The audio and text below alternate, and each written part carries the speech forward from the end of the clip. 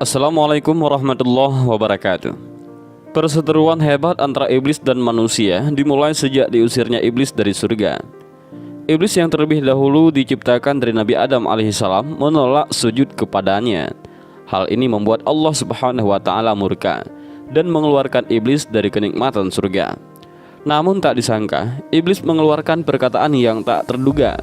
Dia akan terus-menerus menggoda manusia sebanyak-banyaknya agar tidak dirinya saja yang tinggal dalam kepedihan neraka. Maka setiap hari iblis tidak henti-hentinya menggoda agar anak Adam mau mengikutinya. Gempuran godaan iblis sangat dahsyat. Sekali terkena akan sulit untuk terlepas, bahkan cenderung terus-menerus melakukan hal negatif yang sama. Manusia harus selalu mawas diri dan waspada terhadap tipu daya yang dilakukan oleh sang iblis. Doa harus selalu dipanjatkan, mendekatkan diri kepada Allah subhanahu wa ta'ala dan meminta perlindungan kepadanya. Biasanya godaan iblis selalu mengarah kepada kedurhakaan kepada Allah subhanahu wa ta'ala, melakukan hal-hal yang terlarang agar mendapat dosa dan jauh dari lindungan Allah subhanahu wa ta'ala. Namun tidak jarang pula iblis mengajak kepada kebaikan untuk selanjutnya dijerumuskan ke dalam jurang kesesatan. Hal ini yang dialami oleh Muawiyah yang sedang digoda oleh iblis dan diabadikan dalam Mustanawi karya Jalaluddin Ar-Rumi. Suatu hari ketika Khalifah Muawiyah sedang tidur, sang iblis menghampiri dan membangunkan Khalifah Muawiyah yang terlelap tidur dalam istananya. Iblis yang berwujud orang asing segera diketahui identitasnya oleh Khalifah Muawiyah. Ketika Khalifah terbangun, maka beliau segera menanyai iblis tersebut dan terjadilah dialog panjang antara mereka. "Kenapa tiba-tiba kau membangunkanku?" tanya Khalifah kepada sang iblis. "Waktu salat akan segera tiba dan aku khawatir jika engkau ketinggalan melaksanakannya," jawab si iblis. "Tidak mungkin engkau membangunkan diriku untuk tujuan itu. Tugasmu adalah menyesatkan manusia dari jalan yang benar," ungkap sang Khalifah menanggapi pernyataan iblis. "Ketahuilah wahai Khalifah, walaupun aku sempat membangkang kepada Allah subhanahu wa ta'ala, namun 700 tahun aku sempat mengabdi kepadanya. Aku tidak mungkin ingkar kepadanya. Aku membangkang karena rasa cemburuku kepada Adam. Aku masih tunduk kepadanya, wahai Khalifah," ungkap iblis kepada sang Khalifah. "Aku tetap tidak akan mempercayakan perkataanmu. Perkataanmu seperti ucapan pemburu yang berlagak halus kepada buruannya untuk membunuhnya. Kau yang menyebabkan kehancuran umat Nuh, kaum Ad, kaum Lut, Fir'aun dan seterusnya," ucap Khalifah yang ragu dengan perkataan iblis. "Kau sungguh salah besar, wahai Khalifah.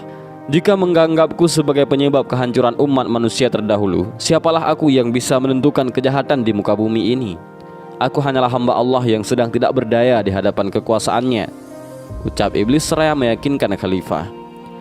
Mendengar jawaban meyakinkan dan menggoda dari iblis, tak lantas Khalifah percaya akan perkataannya.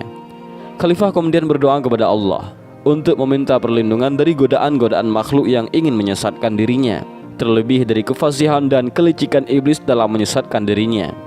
Setelah berdoa, Khalifah terus saja mendesak iblis untuk berkata jujur kepadanya mengenai tujuan membangunkan dirinya. Sang Khalifah mendesak, namun sang iblis terus saja berkelit.